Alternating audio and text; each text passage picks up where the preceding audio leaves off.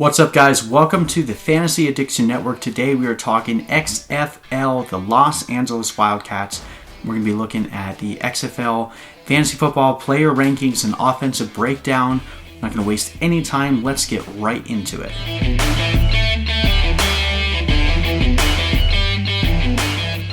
Alright, guys, so I'm excited to talk about this team. The Los Angeles Wildcats are looking to be a top 3 offense in this league. Now, granted, 8 teams, top 3 offense doesn't sound all that impressive, but I do think that there's 3 teams that are head and shoulders above every other team on the offensive side, and that would be the Los Angeles Wildcats, the DC Defenders, and the Dallas Renegades. So looking at LA, let's start with the head coach. That'll help us get a little idea of the offensive philosophy. Not as much for this one because the head coach is Winston Moss.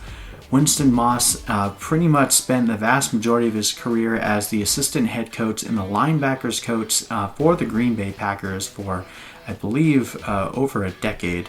And finally had retired last year, but came out of retirement to come be the head coach for the Wildcats. So the reason why I'm excited for the LA Wildcats is because they have a really good offense, but honestly their defense is going to be one of the weaker ones in the league, which from a fantasy perspective will probably just push their offense to have to score more points, which is really good for fantasy. It's kind of the opposite problem that you're seeing with the DC Defenders. So I think offensively, the DC Defenders are a better team, but considering that the LA Wildcats are going to have to score more, I think you could see pretty similar levels going up for fantasy football points scored.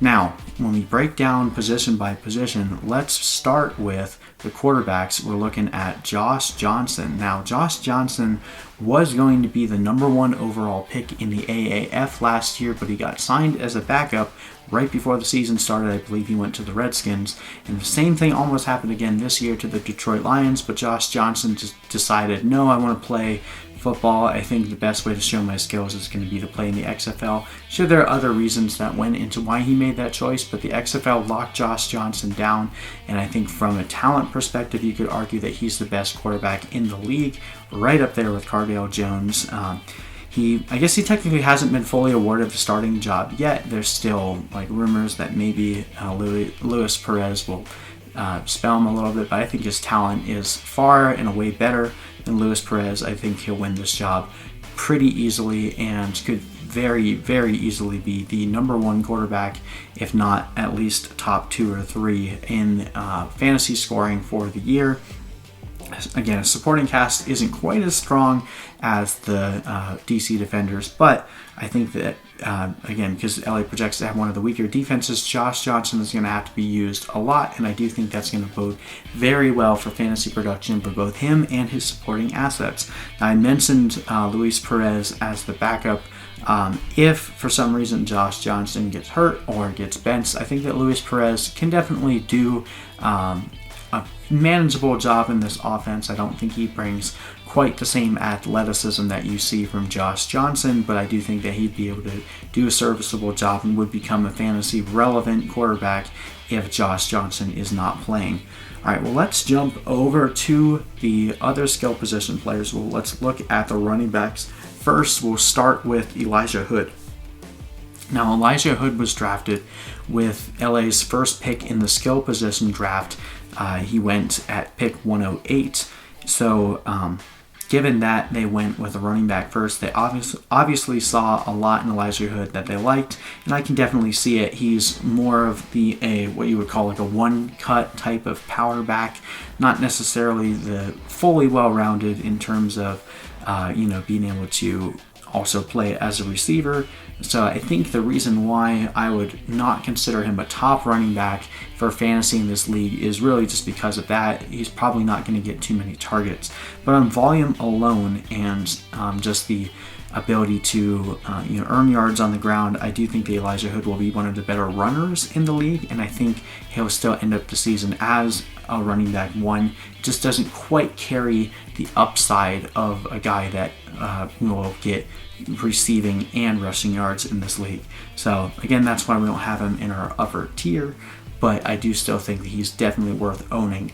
And I mentioned tiers. If you guys are interested in playing fantasy football in the XFL, I've already created rankings for you to use in your drafts. You can click the link in the description box or go to fantasyaddictionnetwork.com to get those absolutely free of charge. I'm going to be updating those for you guys all the way up until the time that the XFL season starts, giving you the latest updates, any trades or waivers that happen, which have already been happening pretty much daily in the XFL, making sure that those rankings are up to date for you guys, so that way when you draft, you have the best information available. So feel free to check that out.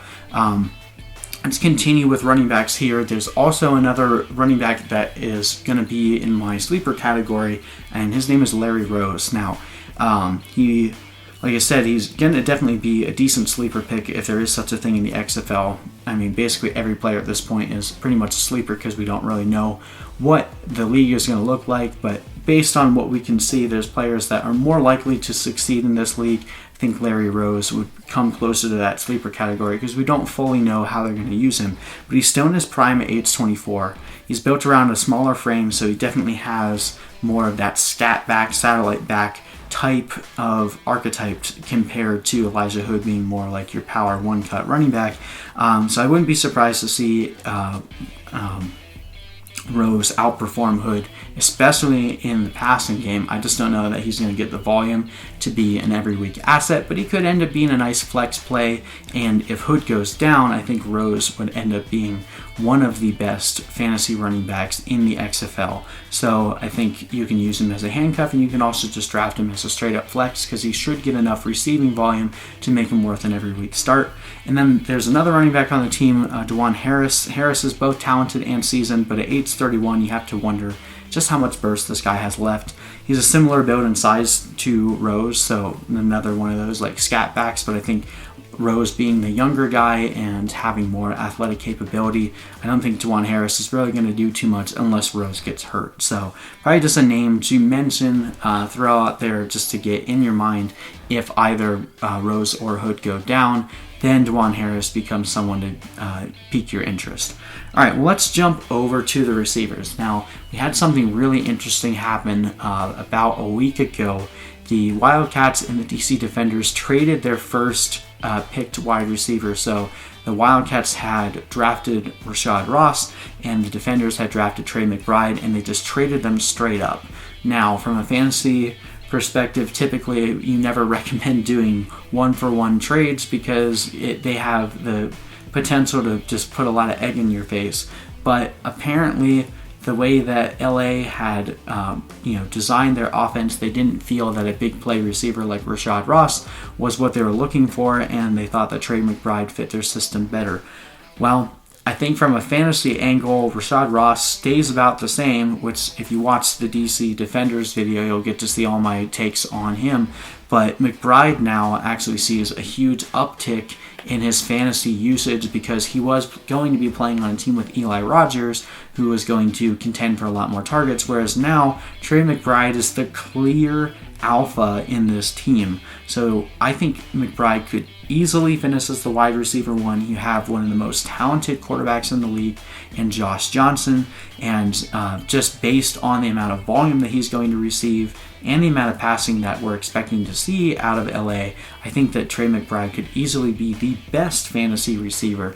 I have him in my top tier. I don't have him over Rashad Ross and Stanley Coates just because he's not quite as athletic as either of those guys, and I don't think he possesses the same big play mentality, but he's playing on a team with less competition for targets, so volume is king in fantasy football, which is why I think McBride will have a fantastic season. He should be worth every bit of your early round pick, and I think he will carry your team week in, week out.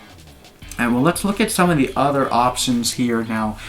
They also drafted in the third round, they drafted Nelson Spruce. So I believe that Spruce will probably end up being like the Wildcats Z to McBride's X, but he doesn't really give us much to be excited about in terms of metrics. Other than playing on a decent offense, there's not really much to say about Nelson Spruce. I see some other analysts that are kind of talking him up, but I'm shying away from Nelson Spruce. I'm trying not to draft him. I don't think that he really gives us too much to be excited about. He could end up being a high floor, low ceiling type guy if he ends up getting a lot of targets, but he's just not really bringing anything to the table that you would be excited about in terms of like explosive amount of fantasy points. And just based on the way some of the preliminary rankings are looking now, he'll probably end up being drafted kind of high. And I really like the third receiver in LA a lot better, so let's jump over to him, Katie Cannon. Now, like I said, I'm way more excited about Cannon than Spruce. Cannon should be the slot receiver in LA based on his metrics in terms of speed, burst, and his overall athleticism. His best comparable player in the NFL is actually T.Y. Hilton. Now, I'm not trying to say that Katie Cannon is going to be as good as T.Y. Hilton, but in terms of measurables and just the way that he plays football, he plays a lot like T.Y. Hilton. And I think with a team that already has an alpha receiver like Trey McBride, I think that Katie Cannon becomes a really, really, really good player in the fact that they're not going to be able to invest their best, the opposing teams aren't going to be able to invest their best quarterback in stopping him. And I think Josh Johnson has enough accuracy down the field that Katie Cannon could have quite a few big plays that just absolutely blow up your fantasy score for that week. So I think Katie Cannon is another one of my sleeper picks. I'm trying to leave every draft with Katie Cannon that I can because he's so cheap right now. Hopefully it will stay that way all the way through draft season. All right, and then tight ends. Brandon Barnes was drafted in the 4th round by LA. This is probably, honestly, to be honest with you guys, I think tight ends are going to be the hardest position to truly lock down in this league. There's not a lot of real top tier options, and much like the NFL, there's only a couple guys that are probably going to stand out, but considering we only have 8 teams, there's only going to be a few guys, and everyone else is going to be like complete just throwing darts at a wall. So Brandon Barnes is one of those guys that could very easily be the number 1 tight end in the league. He, like I said, presents himself as a possibly elite option in an offense that should score a lot of points. He's averaged over 16 yards per reception in college and could very likely be the Wildcats' favorite red zone target just because none of the other receivers that they have are really like big-bodied, my ball mentality guys. So he's going to be the biggest target in the red zone. And overall, I think it's really likely that he will end up being either the 2nd or the 3rd best receiver on this team outside of Trey McBride and probably Katie Cannon. But I think that Brandon Barnes is definitely worth an early round pick just to make sure you lock down the hardest position to get right in XFL. So overall, I think Brandon Barnes is a tremendous athlete and he's going to have a really good season. Anyway, I hope, again, that you guys enjoyed this video. Again, if you want to see all my rankings where I have all the tight ends, all the receivers, running backs, everything that's going on in the XFL, you can get my rankings for absolutely no charge. Click the link in the description or go to fantasyaddictionnetwork.com to get those. Again, I will be updating those all the way up until the season starts, making sure that trades, waivers, everything that's happening right now in the league ends up being reflected in my rankings as quickly as possible so that way you guys are ready to go whenever it is that you draft. Anyway, I hope you guys enjoyed this video and we will see you in the next one.